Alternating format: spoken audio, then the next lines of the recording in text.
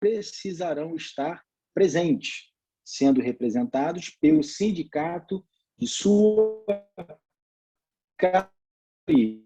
Então, regra geral, na audiência, todos deverão estar presentes. Reclamantes, reclamados, autores e réus. E aí tem as exceções, nesses casos das ações coletivas, por exemplo. Parágrafo 1º. Agora vem a questão.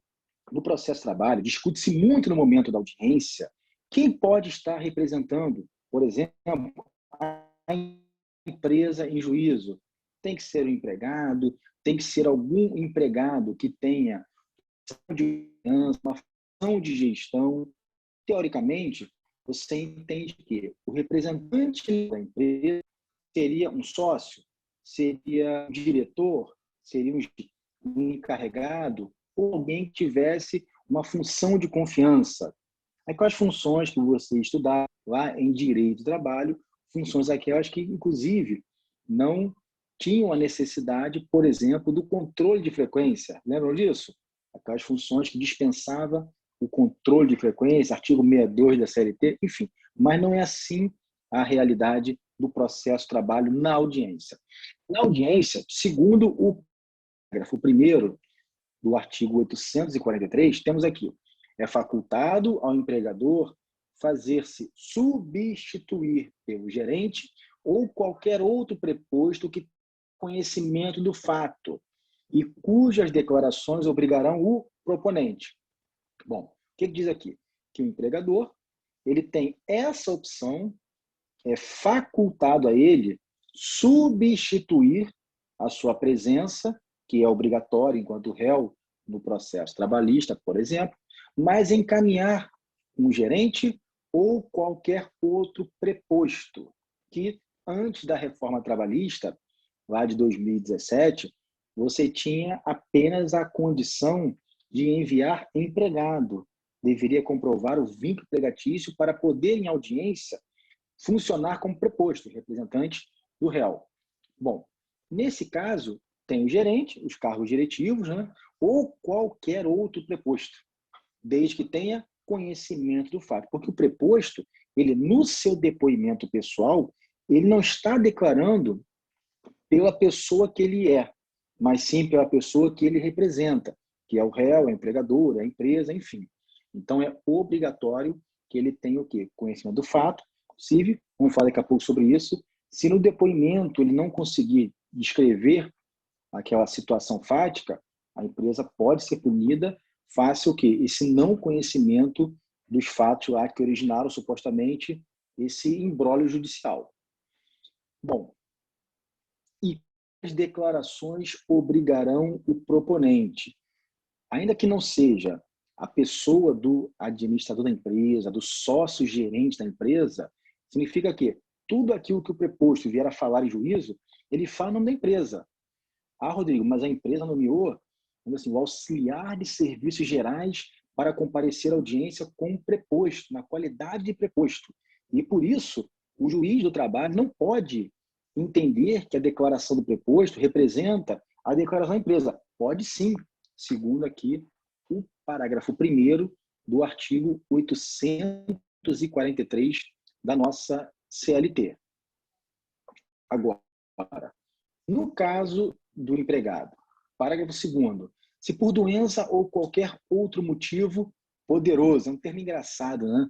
Motivo poderoso, devidamente comprovado, não for possível ao empregado comparecer pessoalmente, poderá fazer-se representar por outro empregado que pertença à mesma profissão ou pelo seu sindicato. Eu acho que hoje é uma grande oportunidade para você mensurar e entender um pouco este parágrafo 2º, que obviamente 43 não previa a situação de pandemia, mas quantos empregados, autores de ações trabalhistas hoje estão enfrentando, por exemplo, aí a questão da Covid-19 e, supostamente falando, a gente entende que muitas vezes ele não está em condições físicas para, ainda que seja virtual a audiência, estar ali representando a sua vontade enquanto parte no processo. Bom, só ver que tem um colega que chegou aqui e pediu para liberar a gravação. O Felipe, né? Isso. Felipe, tá já.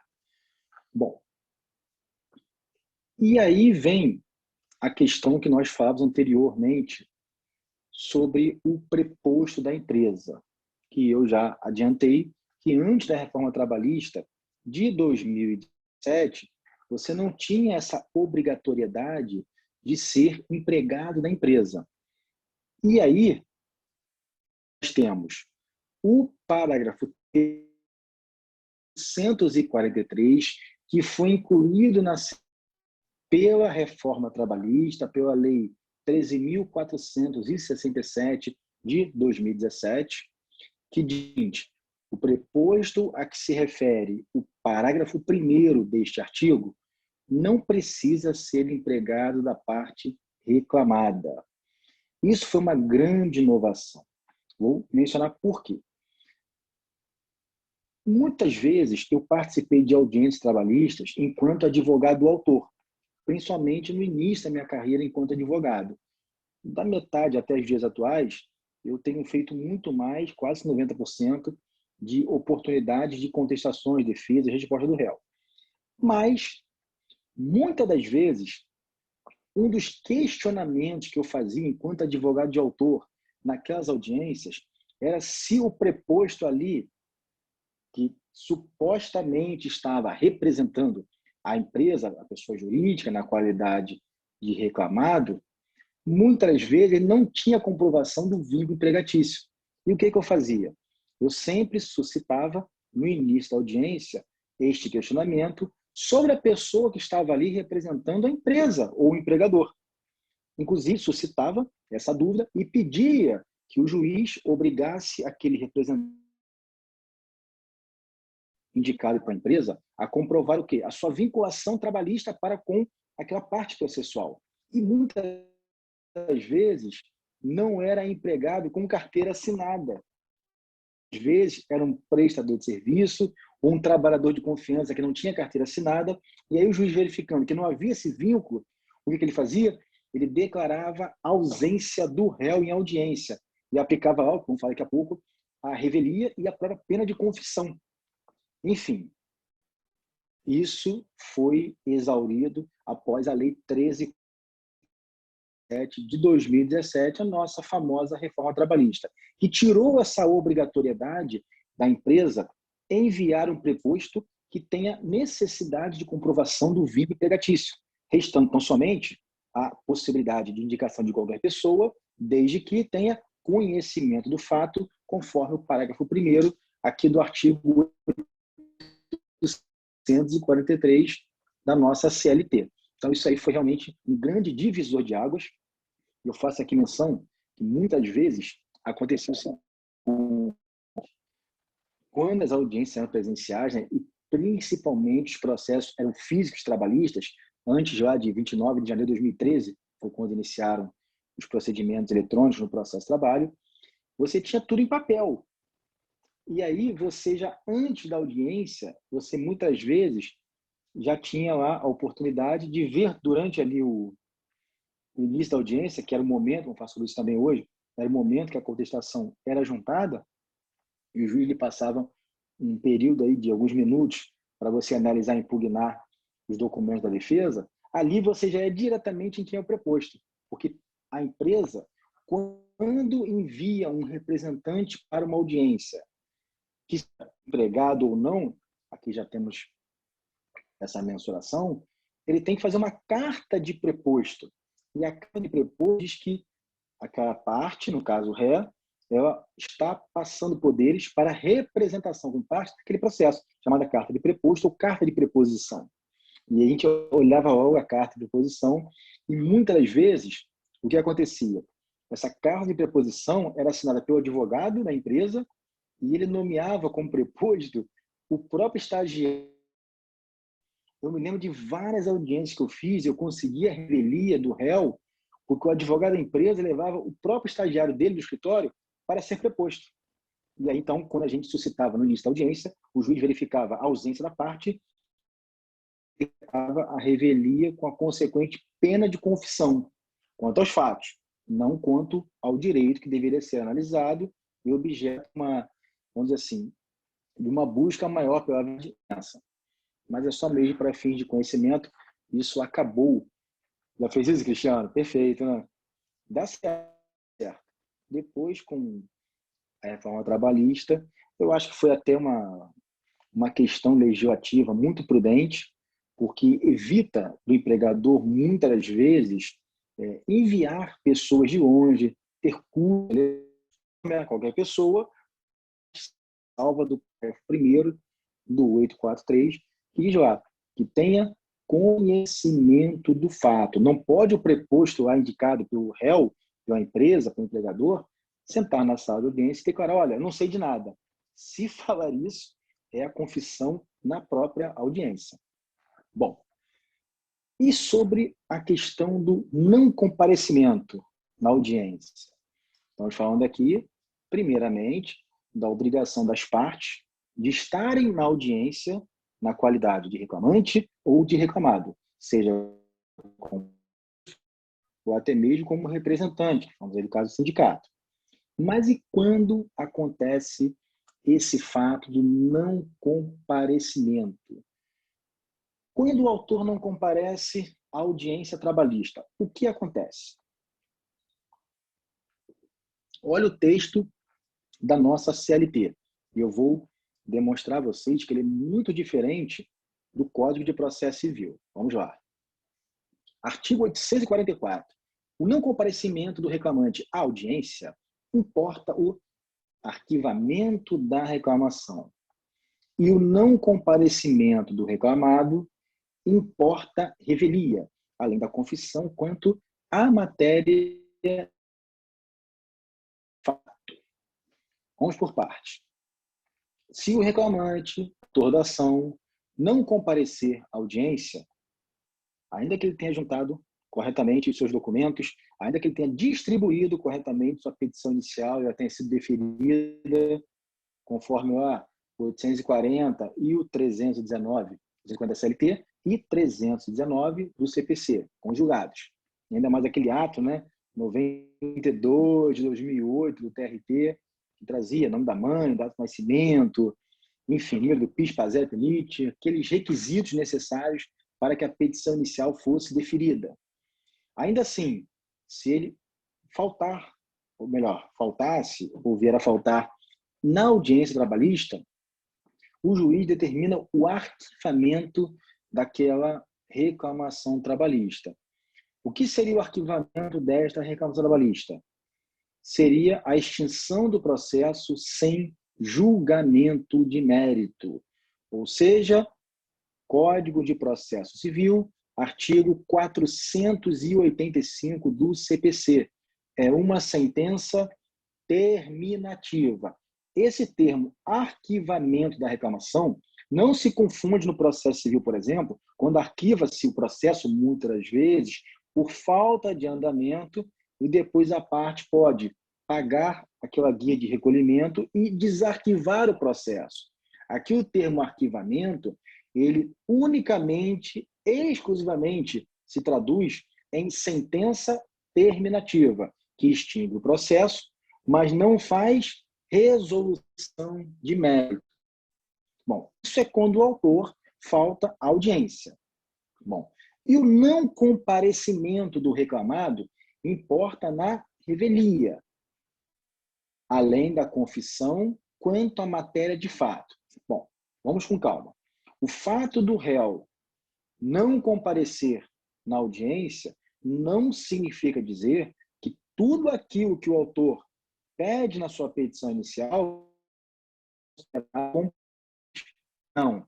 Quanto à questão de fatos, se o autor alega horas extras, por exemplo, enquanto o réu não comparece, subentende-se que a matéria de fato pode ser interpretada como ocorrida. As horas extras ocorreram, exceto quando, vamos ver daqui a pouquinho, existe a defesa juntada com documentos, por exemplo, controle de frequências, o livro de ponto, vamos dizer assim, né, aquele controle biométrico, e o advogado esteja na audiência. Mas o grande risco é ao dano moral. O autor alega que foi ofendido pelo réu. Então, o reclamante alegou, ele não tem como, na audiência, estar presente e em seu depoimento ele, de certa forma, contrariar a pretensão do autor, então essa matéria de fato fica considerada o quê? Inquestionável, incontroversa. Agora, questões de direito não se aplicam à confissão. A redação alega que a sua atividade exercida necessitava, por exemplo, fazia jus ao profissional de insalubridade. Eu até li ontem uma notícia muito interessante em tribunais trabalhistas no que tange a pessoas que trabalham como operadores, né, técnicos de limpeza urbana, e têm contato com lixos. Hoje, inclusive, não, vamos dizer assim, os garis, né, os técnicos de limpeza urbana, mas qualquer atividade hoje que você tenha contato com o lixo, já tem a possibilidade de se considerar a inserção na sua remuneração de quê? Do adicional de insalubridade. Podendo, vamos relembrar vocês, podendo ser mínimo, médio ou máximo, 10%, 20% ou 40% sobre o salário mínimo regional. Esse é o adicional de insalubridade, onde aquele trabalhador presta serviços em algum ambiente que possa ser nocivo à sua própria saúde. Enfim, acho que o meu computador aqui reiniciou o Zoom, mas aqui no tablet continua. Alexandre, eu vou achar aqui, eu li numa reportagem de algum site, eu vou passar para vocês aqui. Eu vou procurar aqui e já coloco o link. Foi bem interessante. E aí, por exemplo, se esses trabalhadores... Oi, Márcio. Professor, a Sara está pedindo para o senhor aceitar ela aí. Mas eu já aceitei. Ah, tá ok, então. Deixa eu ver aqui. Deve estar demorando mesmo. Depende da conexão. Vamos ver. Está entrando aqui já. Entrou. Beleza. Enfim, então imagine só, um pedido de adicional de insalubridade. O réu faltando audiência, isso vai ser considerado como confissão? Não. É uma questão de direito. Questão de direito tem que ser examinada pela sentença. A questão de fato, aí sim, poderá se considerar o quê? Até mesmo a confissão do réu, quando ele deixa de estar na audiência para o quê? Exercer seu direito à ampla defesa. Mas quanto à questão de direito, o juiz tem que examinar. Imagine, por exemplo, pedidos absurdos. O empregado de uma empresa entra com uma ação trabalhista reivindicando salários atrasados e no seu pedido ele requer que ele seja nomeado um dos sócios da empresa e as cotas de sociedade sejam transferidas para ele. Isso é um pedido possível? Não. Juridicamente impossível. Então, esse tipo de pedido, por exemplo, não vai ter o quê? Os efeitos da confissão. Isso é uma questão de direito, onde o magistrado vai ter que avançar sobre esse pedido, fundamentação, e mesmo que não haja defesa, o juiz não pode considerar algo que seja juridicamente impossível, que seria o caso aí do empregado da empresa pedir as cotas de sociedade como forma de rescisão do contrato de trabalho. Numa futura execução trabalhista, pode-se até questionar, porque na execução, no cumprimento de sentença, você tem essa possibilidade até mesmo de penhorar bens e cotas de sociedade são bens de uma pessoa física ou jurídica, ponto. Mas em petição inicial, não há que se falar. Tá? O pessoal diz que o meu computador aqui realmente está com problema no Zoom, mas o tablet está funcionando bem aqui. Vamos continuar. Bom, vimos aqui então que quando o autor reclamante não comparece à audiência, arquiva-se o processo, ou seja, extinção do processo sem julgamento de mérito. Quando o reclamado ele não comparece, aplica-se a revelia e pena de confissão, quanto à matéria de fato. Mas aí é julgamento de mérito. Bom, parágrafo 1º, mais uma vez também trazido pela reforma trabalhista. Diz o seguinte: ocorrendo motivo relevante, poderá o juiz suspender o julgamento, designando nova audiência. Perceba que o que seria um motivo relevante? Fica muito subjetivo, praticamente um raciocínio discricionário do magistrado, onde ele pode entender qual seria um motivo relevante, então suspender o julgamento, designando então uma nova data para audiência. Por exemplo, quem aqui, vamos falar de antes pandemia, né? Que pandemia e pós-pandemia não existe ainda. Olha, quantas vezes nós tivemos aí problemas na Avenida Brasil, de manifestações no centro do Rio, políticas, estudantis, que, de certa forma, paralisaram o centro do Rio. Mobilizações de movimentos grevistas, em algumas oportunidades, impediam o acesso das pessoas lá à Rua do Lavradio.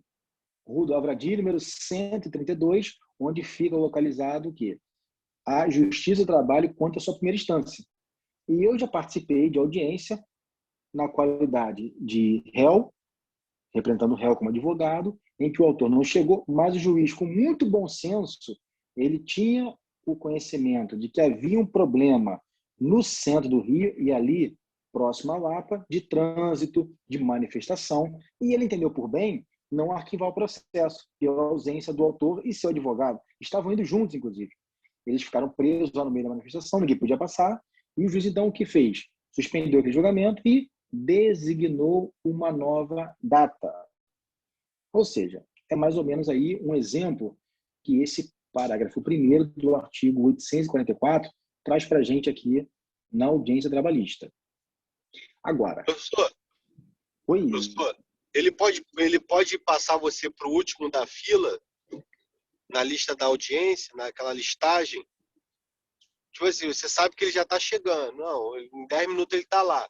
Aí ele tem uma sequência de 10 audiências. Ele pode passar, você estava na primeira, ele pode passar para a 10ª, ele pode fazer isso, que aí, até ele remarcar, voltar, tem aquele tempo, né, que a Justiça do Trabalho tem, que é precioso como se pede.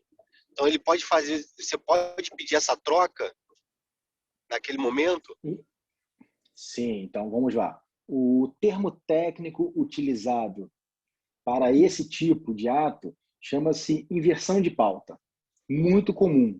Só que a inversão de pauta, ela depende o quê? Da anuência da outra parte. Imagina você, advogado da empresa, está lá no horário designado para audiência, e aí então o autor da ação, reclamante, empregado, não aparece.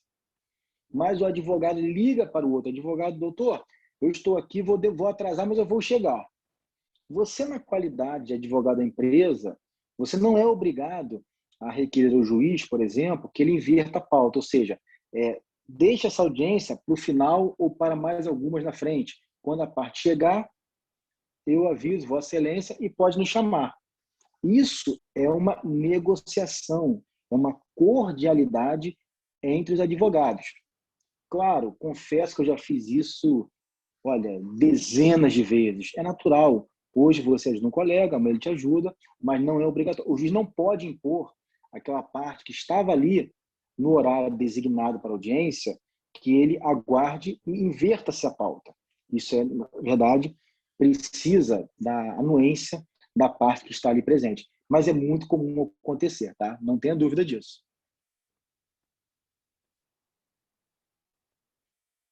Isso, inversão de pauta, exatamente. Aí você vai lá com o juiz, conversa com ele, e você que está presente diz: olha, excelência, a outra parte não chegou ainda, mas está no caminho, teve um probleminha, eu não me incomodo, eu vou aguardar, ainda que já esteja passado o momento aí designado pela audiência. Mas se você faz: excelência, não quero esperar, eu estou aqui presente, eu quero que a audiência seja realizada. O juiz vai chamar, fazer o pregão, não chegando, ele dá 15 minutos do máximo de tolerância, não chegando, ele o quê? Vai arquivar o processo, se for o autor, ou vai declarar o quê? A revelia e a confissão quanto aos fatos do réu, caso ele não compareça na audiência. Aí fica a critério, principalmente dos advogados, naquele momento. Professor, E Márcio? e como fica então, nesse caso, não estando presente o réu, estando presente o advogado, como é que fica o parágrafo 5º, a contestação do réu, uma vez que vai ser decretada a revelia e considerado os fatos verdadeiros, né? Como é que fica a contestação? Sim. E vai receber apenas na questão de direito? Como é que funciona isso? Vamos lá. tecnicamente, se tem contestação juntada, o juiz é obrigado, estando o advogado presente. Márcio, eu sou inclusive crítico desse parágrafo 5º, porque eu acho que, estando o advogado ou não presente na audiência, mas se a defesa for juntada de forma eletrônica, o juiz deveria ter a obrigação de analisar. Bom, mas aqui diz a confissão quanto à matéria de fato. Mas eu até mencionei em cima e vou já, mais uma vez, mencionar. Quando o autor pede horas extras, é uma questão de fato. Mas se a empresa, por exemplo, traz controle de frequência que demonstra lá que horas extras foram sim realizadas e contra-cheques comprovam que as horas extras que ele pede foram adimplidas. Ou seja, a defesa tem documentos inseridos e tem o controle de frequência, que inclusive o controle de frequência juntado pelo réu, ele acaba sendo um reflexo do pedido do autor.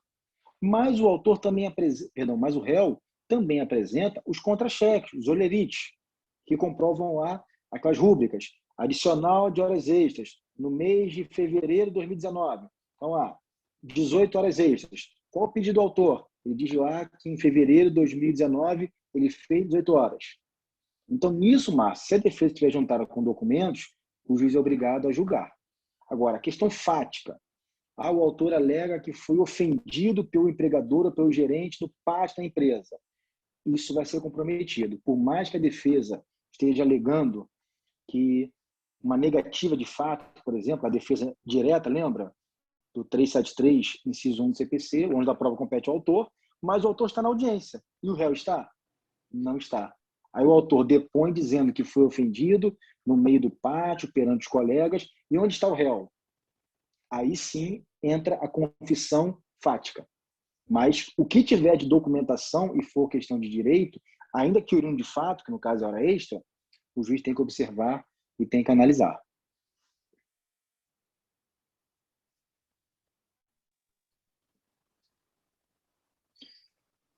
Bom, vamos lá então. Após, então, o motivo relevante para o juiz designar nova audiência e suspender aquela mesma, temos aqui uma das grandes polêmicas da reforma trabalhista, que diz quanto ao pagamento... Fazer uma pergunta. Boa noite. Fazendo a juntada dos documentos lá, das provas, se essa juntada não for suficiente para convencimento do juiz, ele pode dar um despacho pedindo mais provas? Não.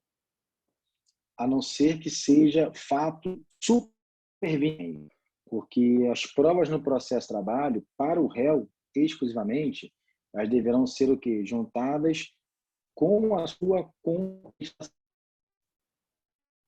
A não ser que seja um fato novo. Aí você terá a oportunidade de juntar e justificar o porquê juntou provas posteriores à sua defesa, que já tinha sido protocolizada eletronicamente. Entendi.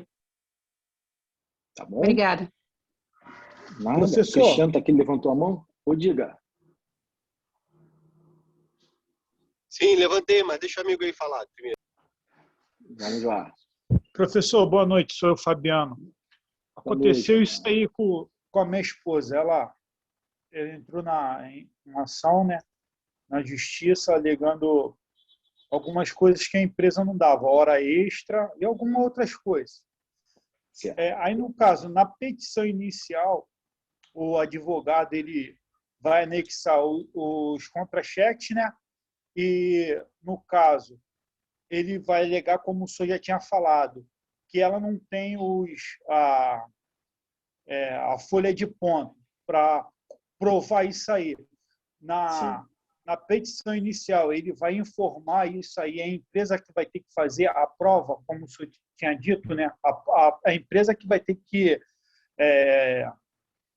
fazer a prova da hora contrária que ela tá falando, no caso? Exatamente. Quando se trata de controle de frequência trata de contra-cheques, qualquer forma de pagamento de salários adicionais, prêmios, férias, fundo de garantia, 13º, esse ônus da prova, ele inverte, ele sempre será do empregador. No direito do trabalho e no processo de trabalho, você tem aquela relação de hipossuficiência do trabalhador perante o seu empregador, isso como regra geral. E aí vem aqueles princípios protecionistas do processo de trabalho. Quem tem mais aptidão e mais possibilidade de produzir aquela prova documental? O empregado, que muitas vezes sequer tem uma cópia do recibo de pagamento do seu empregador, ou o empregador que tem a obrigação de especificar tudo aquilo que ele paga a seu empregado. Vou relembrar vocês aqui, nas aulas de Direito do Trabalho, quando vocês estudaram salário e remuneração. O que é salário? Salário é aquele valor inicial que você receberá. Normalmente salário base. E tem adicionais ou verbas que são salariais, como adicional por tempo de serviço, o próprio repouso semanal remunerado, adicional de horas extras, periculosidade, insalubridade, enfim. E a remuneração é o conjunto do salário mais adicionais, tudo aquilo que venha refletir no que você ganha mensalmente. E aí tem uma questão, no direito do trabalho, não admite-se o chamado salário complessivo. O que é o salário complessivo? Vocês vão lembrar agora. É aquele salário onde o empregador não especifica tudo que está pagando. Ele faz um valor único e paga diretamente ao seu empregado. E não faz lá aquela especificação de cada rúbrica que ele esteja pagando como forma de remuneração ao trabalhador. Mais um motivo para o empregador, pessoa física e jurídica, trazer no processo trabalhista, na sua oportunidade de resposta do réu, todos esses comprovantes. Caso ele não traga os comprovantes, aí sim você terá uma boa oportunidade de, enquanto autor da ação, pedir a inversão do ônus da prova e certamente o empregador não vai conseguir provar o contrário. Sim. Obrigado, professor. Nada, meu amigo. Até renomeei você, tá, Fabiano? Estava com o nome do telefone, eu tomei a liberdade e renomeei você aqui no Zoom. Vamos lá, Cristiano. Professor, me tira uma dúvida que eu fiquei confuso. Não em relação a essa aula, mas em relação a um fato que aconteceu, que eu já vi. Eu já vi empresas que, quando o funcionário ele muda de setor para um determinado setor, onde aquele setor ele faz hora extra, a empresa, no contra-cheque, ela dá um percentual a mais e ela alega que aquele percentual é para cobrir as horas extras, sendo que a hora extra é muito maior do que aquele percentual. Esse percentual é legal? Isso que ele faz é legal? O senhor sabe dizer? Não, o senhor sabe dizer não. O senhor tem como tirar essa dúvida? Bom, vamos lá, Cristiano. Deixa eu ver se eu entendi bem a sua pergunta. Esse trabalhador, ele estava lá em um local da empresa, em um ambiente de trabalho, no qual ele fazia horas extras, habitualmente. E aí ele foi transferido, dentro da própria empresa, para um local que não tinha horas extras. E para compensar, o empregador, então, inseriu na remuneração dele um percentual para compensar a perda das horas extras no antigo posto, é isso? Não, é o inverso, é o inverso. Ele trabalhava num setor onde ele não tinha hora extra e ele foi deslocado para um outro setor. Esse setor que ele foi deslocado, ele ganharia um percentual a mais no seu contra-cheque para trabalhar nesse setor, mas a empresa, ele teria que fazer, claro, hora extra, mas a empresa dava a desculpa que no contra-cheque dele ele já recebia um percentual que supria essas horas extras, entendeu? Que, na verdade, não supria, porque ele fazia muito mais do que recebia ali no contra-cheque. Entendi. Você está falando, vamos voltar, direito do trabalho 1, remuneração e salário. Você está falando de cargos que exercem funções de confiança. Gerentes, por exemplo, que não são submetidos a controle de frequência. Esse gerente deve ter no seu contra-cheque um percentual de 40%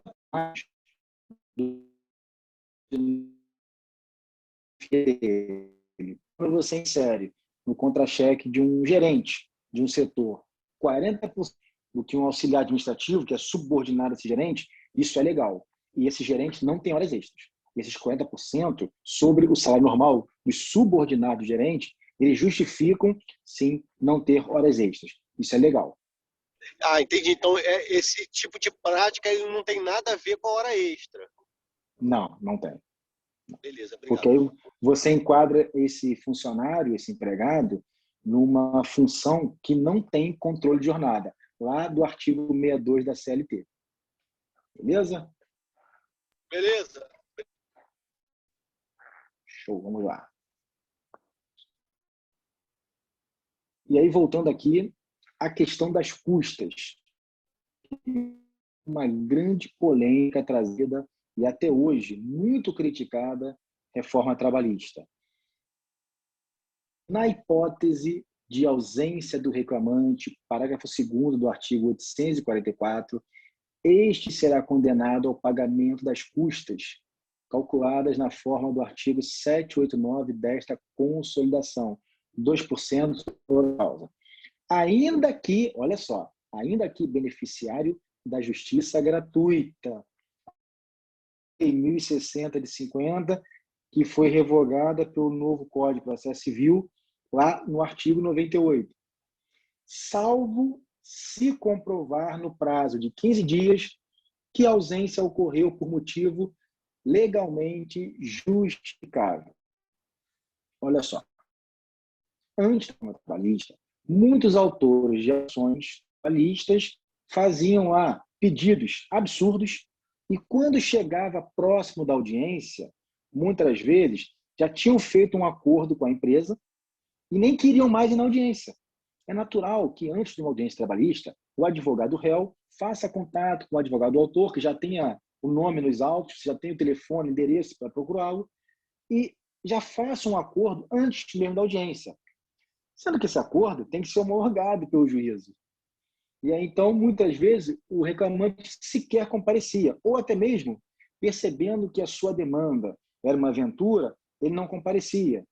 Ou ele não comparecia porque naquele dia ele não queria acordar cedo. Ah, depois eu entro de novo, não quero na audiência hoje.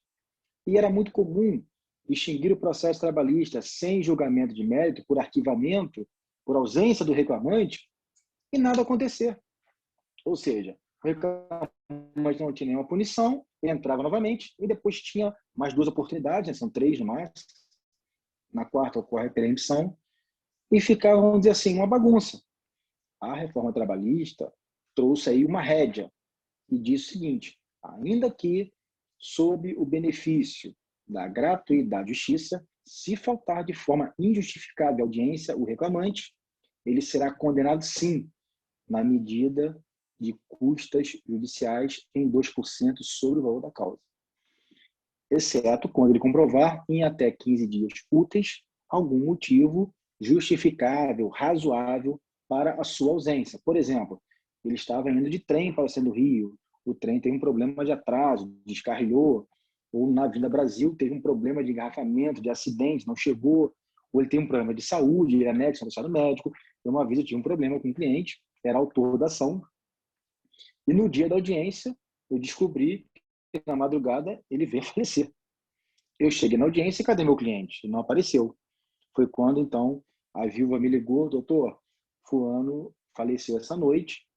Eu falei: não, fique tranquila, eu estava na audiência sem documento nenhum, sem nenhuma comprovação, e pedi: excelência, eu quero exercer o direito aí do parágrafo 2º do artigo 854, em até 15 dias úteis, eu vou juntar o atestado de óbito do reclamante, para que o processo prossiga através do seu sucessor legal. Ponto. O juiz, então, mencionou na ata de audiência que o autor tinha 15 dias, através do seu advogado, né, para comprovar a ausência, que ele não sabia se que realmente tinha falecido ou não. E aí, então, antes de 15 dias, eu juntei lá, o juiz, então, adiou a audiência sem prejuízo para as partes, e eu, então, habilitei um sucessor para continuar com aquele processo trabalhista. Então, tem que ser justificado. Por quê? Se você não justifica e o juiz mantém a condenação, o que vai acontecer? Olha só, parágrafo 3º. O pagamento das custas a que se refere o parágrafo anterior, segundo, é condição para a propositura de nova demanda. Ou seja, você propôs uma ação, faltou audiência, foi condenado em custas. Vou entrar com outra ação e vou ignorar aquelas custas que eu fui condenado. Negativo. Quando bater na distribuição, vai constar lá uma dívida sua com o Poder Judiciário Trabalhista, que as custas do processo de trabalho devem ser recolhidas através da guia GRU, Guia de Recolhimento da União, que é muito fácil, né, Márcia? Muito tranquila de você fazer o pagamento. Difícil é do TJ Greg, mas GRU é uma maravilha. É muito fácil, entra no site lá da Fazenda, imprime ali, preenche, é tranquilo. E aí o que acontece? Você só vai entrar com a ação se pagar aquelas custas judiciais por conta da sua ausência injustificada daquele processo anterior. Então, também trazido esse parágrafo 3º pela reforma trabalhista. Eu acho que eu já falei várias vezes para vocês que a reforma trabalhista ela surgiu no cenário do Poder Legislativo como uma reforma para o direito material, mas pouco se fala de tantas questões de modificações na seara processual. Eu me lembro até hoje, na época, o então presidente Michel Temer fez um acordo lá com o Congresso Nacional, na época o presidente da Câmara, o Eduardo Cunha, e eles conseguiram passar aquela reforma e por baixo dos tapetes veio essa alteração processual, vamos dizer assim, enorme. E pouca gente falava sobre isso na época, muitos preocupados com direitos materiais, e o que mais teve relevância na reforma trabalhista foi o quê? A parte processual. Mas, enfim, fica só um registro aqui para vocês. Bom, parágrafo 4º. Mais uma vez, vamos falar da revelia. E aí já relembrar que o Márcio já pontualmente falou anteriormente. A revelia não produz o efeito mencionado no caput deste artigo se, parágrafo 5º, de novo, Márcio, ainda que ausente o reclamado, se tiver presente o advogado na audiência, serão aceitos a contestação e os documentos eventualmente apresentados, ou seja, controle de frequência, contra-cheque, qualquer recibo de rescisão de contrato de trabalho, tudo isso será o quê? Devidamente aceito. Bom, mas aí eu questiono de novo, se o processo eletrônico, ainda que o advogado esteja ausente também da audiência, se ele protocolizou a defesa eletrônica, os documentos e anexos, por que não aceitar? Existe uma discussão aí em curso.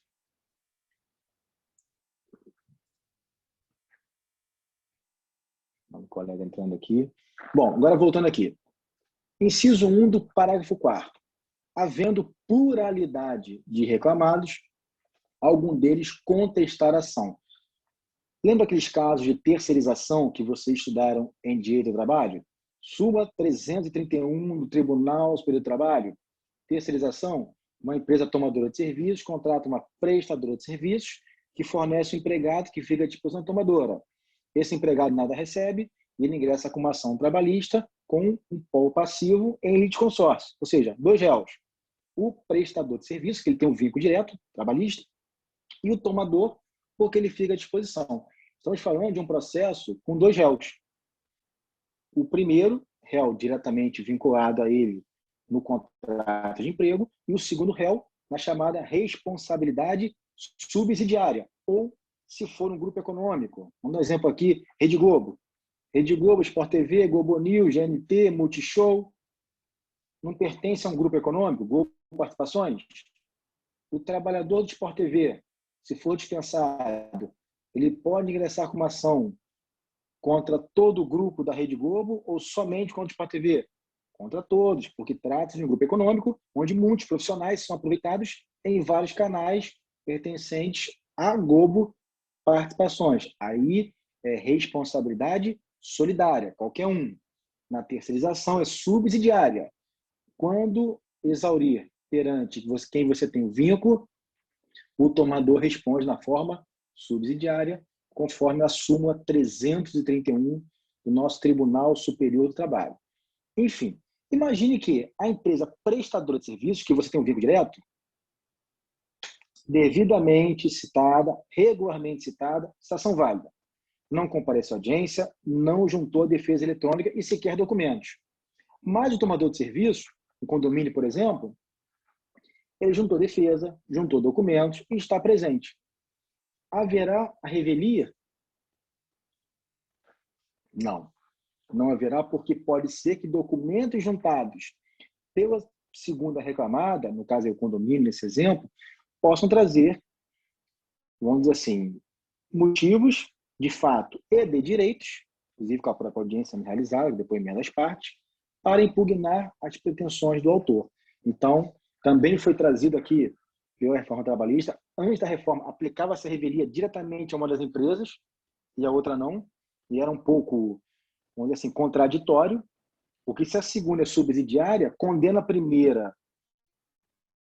Como que fica? Se ele responde subsidiariamente, caso o primeiro não... E aí veio, então, a reforma trabalhista, trazendo um pouco o processo de trabalho para o processo civil, quando não há essa revelia, quando mais um réu, no caso empresa, né, essa é a sua contestação. Claro, quando tiver essa pluralidade. 2. O litígio versar sobre direitos indisponíveis. Com todo respeito, nem precisava da reforma trabalhista inserir esse inciso 2 do parágrafo 4º. Direito indisponível não é passível de revelia jamais, né? Com todo respeito. 3. A petição inicial não estiver acompanhada de instrumento que a lei considere indispensável à prova do ato. Vamos lá. O autor da ação alega, por exemplo, que em que pese ele tivesse sido contratado como ajudante de caminhão para realizar carga e descarga, ele era obrigado pelo empregador a dirigir o caminhão de entrega.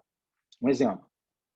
Qual a condição mínima para você comprovar em documento que era motorista de veículo?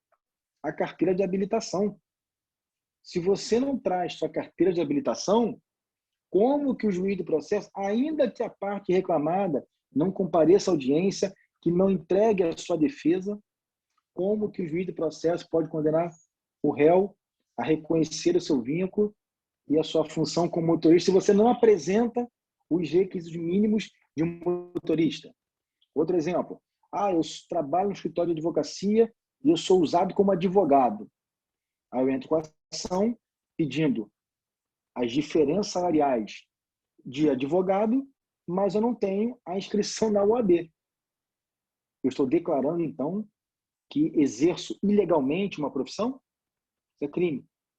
Para requerer a função de advogado, eu tenho que demonstrar o quê?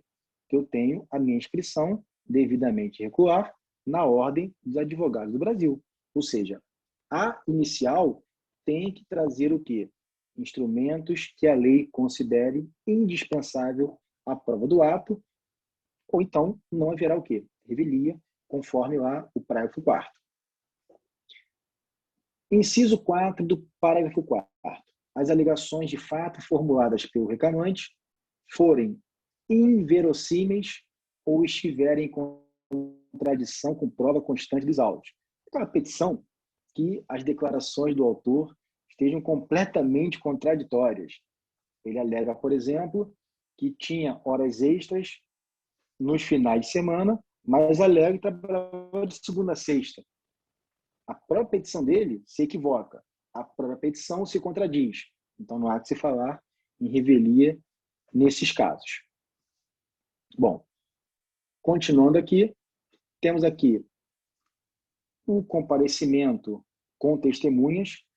No processo de trabalho, as testemunhas elas deverão ser levadas à audiência independentemente de intimação. Olha o que diz o artigo 845. O reclamante e o reclamado comparecerão à audiência acompanhados das suas testemunhas, apresentando, nessa ocasião, as demais provas. Então, quer dizer que as testemunhas deverão ser levadas à audiência independente de intimação. As partes é que têm essa obrigação de levar a testemunha. Bom, e se a testemunha não comparecer? a parte perde o direito de produzir uma prova oral, testemunhal. Aí vem o CPC, porque a CLT é omissa nessa eventualidade da testemunha não comparecer. Mas se você tinha obrigação de levar por conta própria e ela não compareceu, o problema é seu. Até porque as partes poderiam utilizar esse artifício para ganhar tempo com o processo. Chega na audiência, vão declarar que a testemunha não compareceu, vão pedir adiamento? Não. Só poderão pedir adiamento, desde que, agora vamos já para o Código de Processo Civil, artigo 455. Cabe ao advogado da parte informar ou intimar a testemunha por ele arrolada, do dia, da hora e do local da audiência designada, dispensando-se a intimação do juízo. Ou seja, nesse caso, se o advogado comprovar que convidou a testemunha, que intimou a testemunha e ela deu o aceite, ela respondeu e não compareceu, o que vai acontecer? Vai acontecer a oportunidade de adiar a audiência e o juiz, então, o quê? Intimar pessoalmente a testemunha, sob pena, inclusive, de condução coercitiva. Então, perceba, levar a testemunha para a audiência, incumbência da parte. Mas se não compareceu e você não comprovar que ela foi convidada e aceitou, você não pode pedir o adiamento de audiência. E como que você comprova esse convite? Olha, eu presenciei diversas oportunidades o advogado mostrar o WhatsApp para o juiz. Excelência, aqui no WhatsApp comprova que a testemunha tomou ciência e disse que viria, olha aqui. E o juiz, mediante aquela conversa do WhatsApp, ele registra na ata que o advogado comprovou o convite, que foi aceito para a testemunha, e a mesma compareceu. E para evitar cerceamento de defesa, ele designa nova data e manda intimar, aí sim, manda intimar o cartório aquela testemunha, sob pena de não comparecendo, através da próxima, então, condução coercitiva. Manda o carro da polícia buscar em casa, dar um passeio com o giroscópio até o tribunal. Boa noite, Flávio. Essa é a regra. Oi, Mara. Tudo bem? Tudo jóia. Esse convite o advogado poderá fazer por escrito com o recibado da pessoa que está sendo convidada? É o mais adequado, Mara, que você faça em mãos uma carta convite e pegue a assinatura. Quando eu falei do WhatsApp, é um caso extremo. Você pode mandar um e-mail com resposta, pode mandar uma carta por AR e ter a resposta, mas tem que estar positiva de que a testemunha se compromete a estar em juízo naquele dia da audiência. Esse recibo em mãos é o melhor de todos, Mara. Obrigada. Nada. Bom, e aí então, durante a audiência trabalhista, as outras provas serão produzidas. Lembrando que na petição inicial, o autor reclamante já anexou suas provas. E na contestação, o réu assim o fez, exceto quando se tratar de eventual fato novo, não fato superveniente, que possa ter oportunidade de inserir e justificar o porquê inseriu posterior ao prazo. E aí, nessas provas, a gente tem o quê? O início da audiência sendo aberta, o juiz, esqueça o presidente aqui, que não existe mais, presidente é o termo que utilizava nas juntas de conciliação e julgamento, extintas já para a emenda constitucional número 24/99, e aí, então, o juiz irá propor a conciliação. Não existe conciliador na Justiça do Trabalho. Tudo é realizado através do juiz. Existe mediação, que é um outro caso, vamos ver depois mais à frente, lá no 9º período, tem uma disciplina específica disso. Mas a conciliação é exercida pelo próprio juiz do processo. Bom, se tiver o acordo realizado, se as partes entenderem e manifestarem suas vontades de chegar a um consenso, o juiz irá analisar se está razoável, se existem direitos indisponíveis ali, objeto de transação, ele pode recusar a homologação, isso está inclusive na prova de vocês, mas o princípio da disponibilidade, né, ou da irrenunciabilidade de alguns direitos que o próprio empregado, que o juiz tem o dever de fiscalizar e recusar homologar aquele acordo, que é uma sentença homologatória de transação judicial. Enfim, tendo então chegado ao acordo, lavra-se o termo e, através da minuta de acordo, tem lá as condições para o cumprimento. Ponto.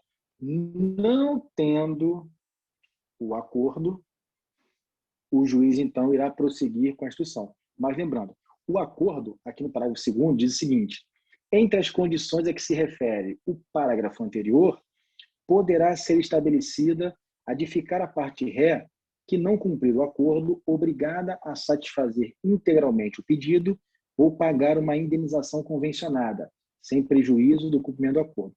Normalmente, nos acordos trabalhistas, o juiz estipula uma cláusula de percentual de multa por descumprimento, que varia de 30% a 100% de acordo com a vara de trabalho. Cada vara de trabalho já tem o seu percentual já determinado pelo juiz. Não tem como você modificar. E aí não me perguntem qual é o critério. É de 30% a 100% do não cumprimento do acordo, e aí o juiz aqui estabelece no ato lá da assinatura desse acordo judicial. Não havendo acordo, artigo 847. O reclamado, réu, terá 20 minutos para aduzir a sua defesa após a leitura da reclamação, quando esta não for dispensada por ambas as partes. Olha só, a gente está falando aqui de uma defesa oral. O processo do trabalho admite a defesa oral em audiência, mas quando não for dispensada pelas partes.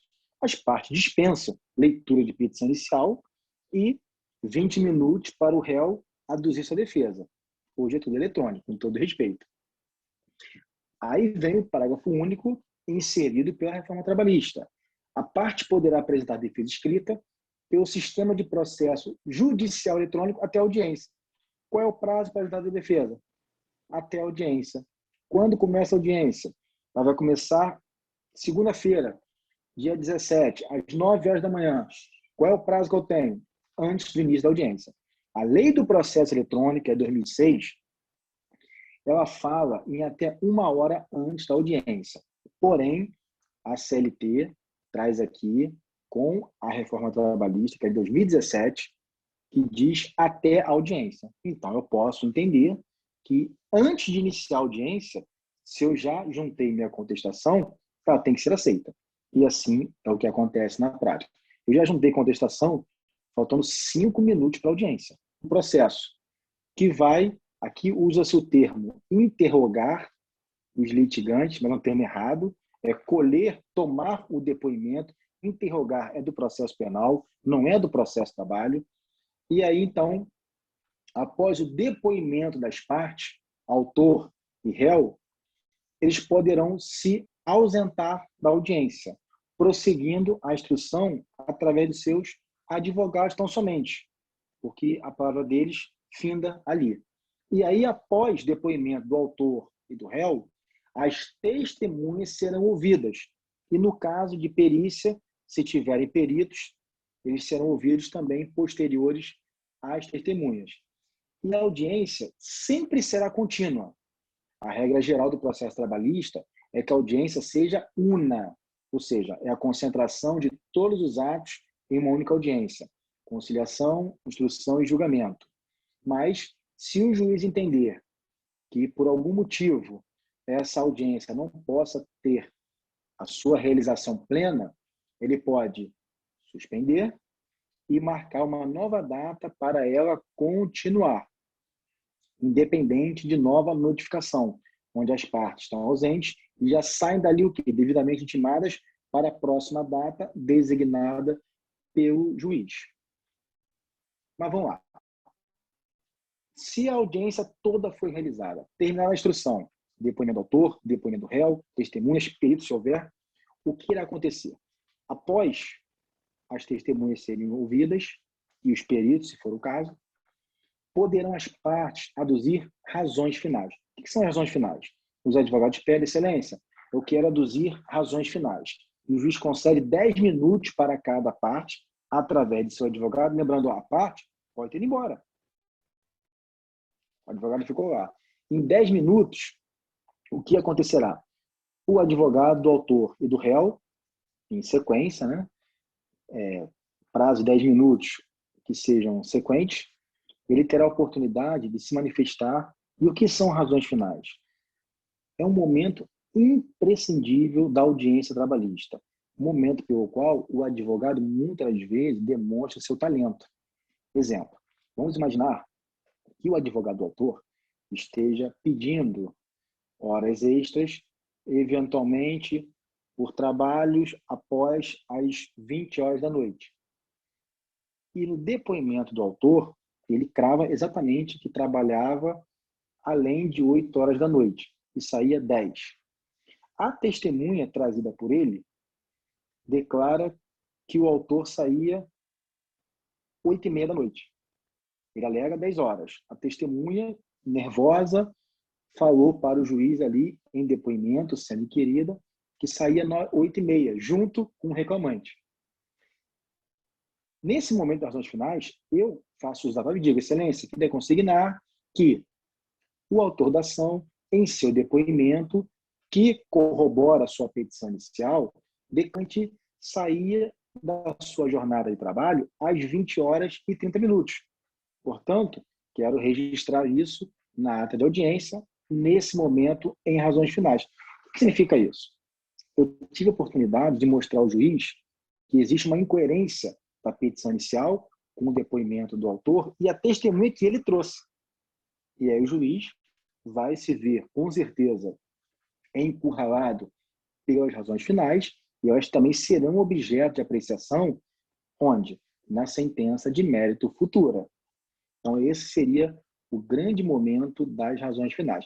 E, após as razões finais, ou caso as partes, através de seus advogados, declarem que não querem fazer uso da palavra em razões finais sempre orais, tá? Jamais por escrito. Alguns juízes dão a oportunidade de razões finais por prazo.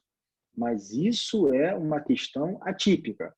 Razões finais têm que ser em 10 minutos de forma oral para cada advogado de forma sucessiva. Primeiro do autor e segundo o do réu. E após, então, as razões finais, o juiz, mais uma vez, ele irá o quê? Renovar a proposta de conciliação, artigo 850. E não se realizando esta, será proferida a decisão. Com todo respeito, não será proferida a decisão em audiência. Normalmente, o juiz pede um prazo de 30 dias para o quê? Para proferir sua sentença de mérito, e a sentença será o quê? Publicada ou através de envio de intimação eletrônica para os advogados das partes que contêm essa demanda.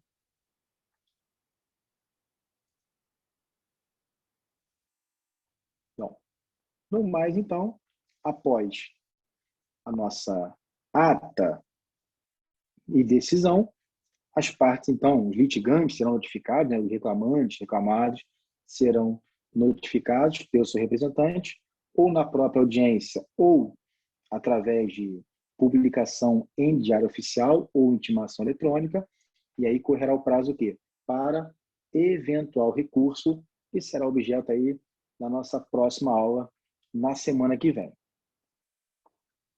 Vamos lá, vamos passar agora a palavra para vocês. Sobre a audiência, ficou alguma dúvida? Querem que eu repita alguma coisa? Querem se manifestar? Professor, Oi, Fabiano. eu não sei se... Eu acho que sim, que é pertinente. O que acontece? Quando ele faz a petição, ele pega a causa do cliente dele, ele faz a petição inicial. Aí, como o senhor falou aí, quando é distribuído, o juiz, ele analisa, né, para ver se cabe ou não aquele pedido, né? Aí, no caso, qual seria o procedimento dele após isso daí? Ele fazer a comunicação ao réu e dar o prazo para que o réu responda à petição da inicial? Então, vamos lá, Fabiano. A petição inicial trabalhista sendo distribuída, ela vai ser encaminhada por sorteio para uma vara de trabalho pertinente. Essa vara de trabalho, vamos lá, caiu na 10ª vara de trabalho do Rio de Janeiro. Chega ao gabinete do juiz para que ele analise inicialmente o quê?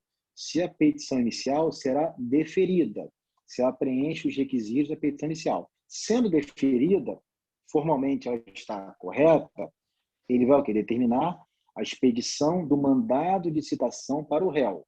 Sendo que o mandado de citação para o réu no processo de trabalho, pela legislação que nós estamos aqui estudando, dialogando, seria o quê?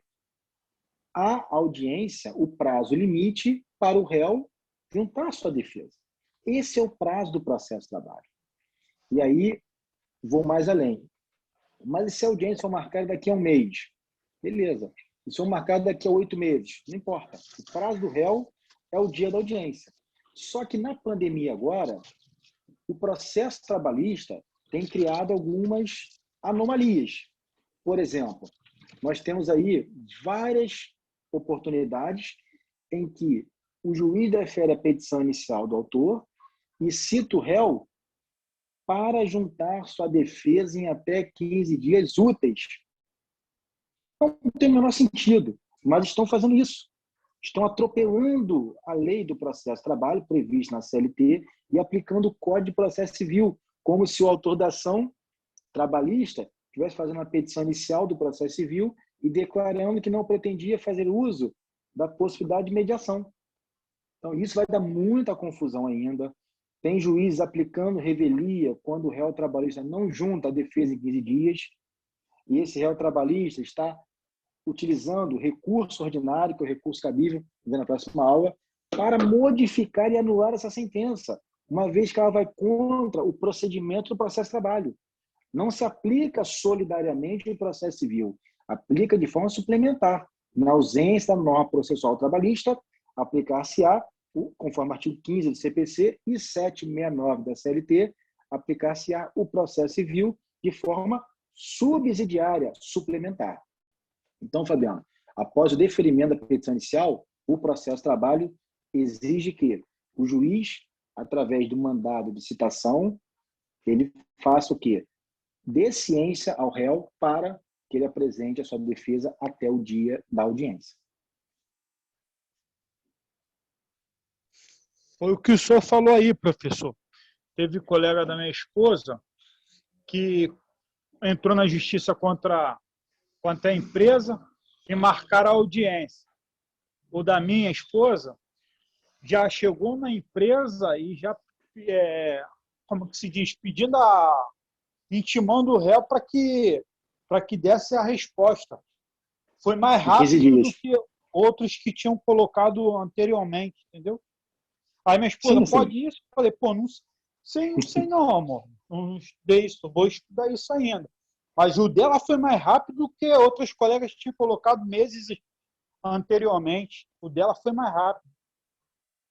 Assim, Fabiano, eu entendo que para ela foi excelente, mas corre-se o risco dessa sentença, se já saiu, for anulada por cerceamento de defesa do réu, quando determinaram um prazo ao réu que não existe no procedimento processual trabalhista. Esse é o grande problema. E aí vai ter uma discussão que pode chegar até mesmo ao Tribunal Superior do Trabalho, uma questão de direito, uma questão técnica. E realmente eu não me sentiria, vamos dizer assim, muito otimista de sentenças que tenham como base esse não cumprimento pelo réu de juntada de defesa no prazo que o processo trabalha aí com esses juízes que inventaram o procedimento concederam, mas sim aquele prazo de que até a data da audiência eu possa juntar a minha resposta. Mas a pandemia, não importa. Você não pode criar um procedimento sem o cunho legislativo, que se altere a lei. Ou então, uma medida provisória que faça alteração no processo de trabalho e conceda prazo então, de 15 dias para o réu juntar sua defesa ou sua resposta, seja como for. Porque não pode, cada juiz, criar um procedimento. Aí a sua esposa teve sorte, porque foi mais rápido, a colega dela de repente ficou chateada, porque no caso dela vai esperar audiência, às vezes é o mesmo advogado, e o advogado é interpelado pelo escrito, pois doutor, a minha colega já teve resposta, o meu caso tem que esperar audiência? Fica difícil, mas Fabiano, vamos torcer que tudo dê certo. Falou, obrigado, professor, pela orientação aí. Nada, meu amigo. Bom, meus amigos, chegamos a 8h20, vamos dar aquele intervalinho. Quando voltarmos do intervalo, eu preparei 3 atividades para vocês realizarem sobre a nossa aula de hoje. Tá bom? Eu vou dar rapidamente aqui, já tinha programado, vocês vão receber agora no intervalo essas 3 atividades. A gente volta às 8h40 para fazer a correção e rever aí essas questões que de repente não foram muito bem entendidas. Tá bom? Então, uma pausa rapidinha para um café, estica as pernas. Daqui a pouco a gente volta.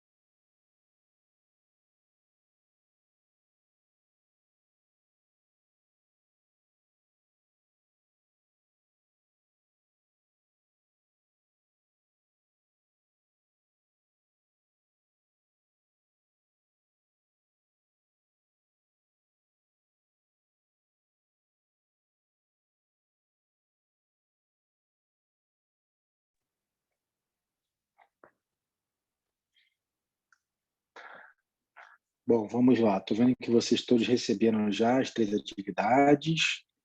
Eu vou dar então aqui 20 minutinhos para vocês realizarem e a gente voltar para corrigir, tá bom? Qualquer coisa me chame, eu estou aqui só com o vídeo fechado, mas eu estou aqui aguardando vocês.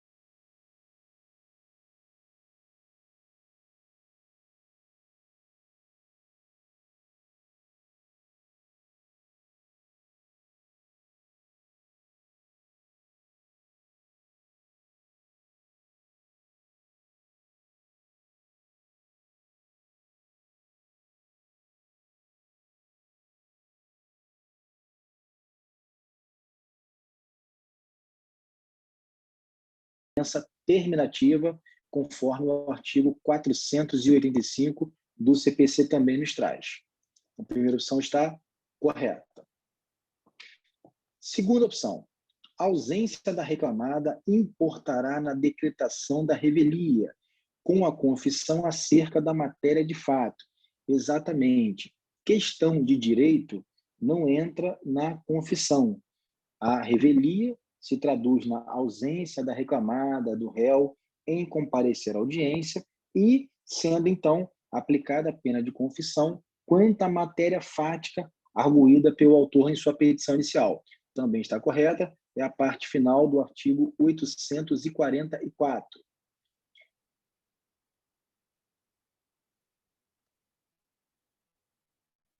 Terceira opção. Não será aceita a contestação no caso de ausência do reclamado, mesmo com a presença de seu advogado. Parágrafo 5º do artigo 844. Ainda que ausente o reclamado, presente o advogado na audiência, serão aceitos a contestação e os documentos eventualmente apresentados. Também, parágrafo 5º incluído pela reforma trabalhista. Então, tendo advogado e se a contestação tiver sido juntada, mesmo com a ausência do reclamado, o quê? Essa contestação será aceita. Então, a terceira opção está incorreta. Seria, então, a opção a vocês assinalarem. Conforme o artigo 844, parágrafo 5º, a consolidação das leis do trabalho. Vamos ver só a última, por desencargo de consciência. O reclamante será condenado em custas, independente do benefício da gratuidade de justiça, no caso de ausência injustificada. Ora, o parágrafo 2º do artigo 844, ele é taxativo nesse sentido de impor a aplicação de condenação de custas ao reclamante, mesmo que ele tenha sido beneficiário da gratuidade de justiça, caso ele falte à audiência e não apresente em até 15 dias úteis uma ausência justificada, um motivo relevante para comprovar aí o porquê não pôde comparecer nessa audiência. Seria, então, o parágrafo 2º do artigo 844, que ratifica a veracidade dessa quarta opção. Então, realmente, somente a opção 3 está incorreta. Deixa eu ver como é que vocês estão indo. A grande maioria foi. Deixa eu ver a primeira, que eu esqueci de ver como é que vocês foram. A primeira ficou meio dividida. A grande maioria errou. Enfim. Vamos agora sobre a questão da defesa.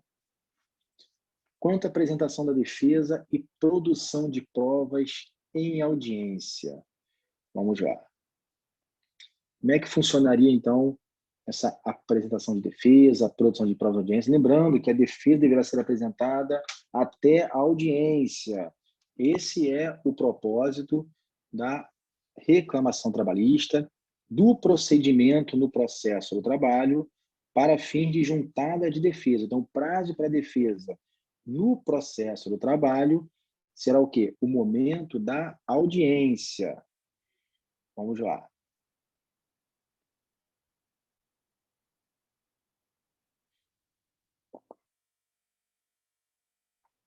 Primeira opção. As testemunhas deverão comparecer à audiência independente de intimação, devendo ser trazidas pelas partes. Artigo 845 da CLT. O reclamante e o reclamado comparecerão à audiência acompanhados das suas testemunhas, apresentando, nessa ocasião, as demais provas. Perfeito. Segunda opção. A conciliação deverá ser proposta pelo juiz no início e após o fim da instrução em audiência. O artigo 846 diz que, aberta a audiência, o juiz proporá a conciliação.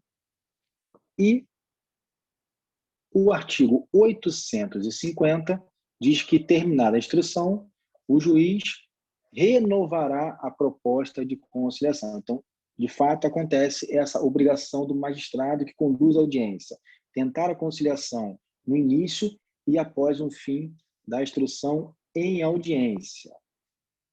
Também correta a segunda opção. Vamos lá agora. Terceira opção, a defesa poderá ser apresentada de forma eletrônica antes do início da audiência. Vamos lá. Artigo 847, parágrafo único. A parte poderá apresentar defesa escrita pelo sistema de processo judicial eletrônico até a audiência. É o chamado PJE da Justiça do Trabalho. Então, realmente, o parágrafo único, que também foi inserido pela Reforma Trabalhista de 2017, ele prevê essa condição de apresentação da defesa até o início da audiência, quando eletrônica. Quando física, é no primeiro momento da audiência após a frustrada tentativa de conciliação. Também está correta. E a última opção diz que a audiência sempre será contínua, não se permitindo nova data para continuação. Não. O artigo 849 diz que, se não for possível da audiência ser contínua, por motivo de força maior, e não ter a possibilidade de concluí-la no mesmo dia, o juiz irá marcar uma nova data para continuar com esta audiência, não necessitando de intimação, notificação para as partes, porque elas já saem daquela audiência, já o quê? Intimadas para uma próxima data, onde essa audiência ia continuar. Então, é a opção 4, por força do artigo 849